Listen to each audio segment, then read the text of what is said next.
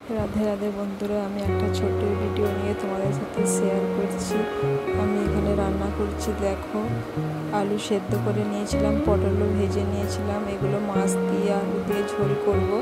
ভালো করে কষিয়ে নিলাম। আলুর জলটাও সেদ্ধ হচ্ছিল, সেটাও দিয়ে দিলাম। দেখো, দিয়ে একটা মাছগুলো দিয়ে ভালো করে ফুটিয়ে তরকারিটা নামিয়ে নিলাম।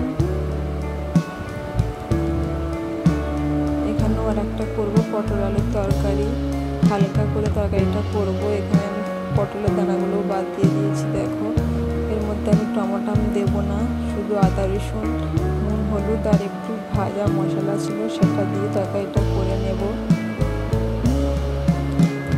আমার বরের জন্য আলাদা করে করতে হচ্ছে, গ্যাস বাড়া আছে, সেই জন্য টমেটো দানাওয়ালা সবজি মানা করেছে, এই জন্য পটল আলুর দানাগুলো বাদ দিয়ে দিয়েছি। দেখো, আদা রসুন আর একটু ভাজা মশলা দিয়ে দিচ্ছি, দিয়ে তরকারিটা কষিয়ে নেব। কষানো হয়ে গেছে, এখানে জল দিয়ে তরকারিটা কষিয়ে দিলাম। রান্না করতে করতে দেখো বন্ধুরা, কত বাসন ধরা হয়ে গিয়েছে, এগুলো রান্না করার পর সব ধুয়ে নেব।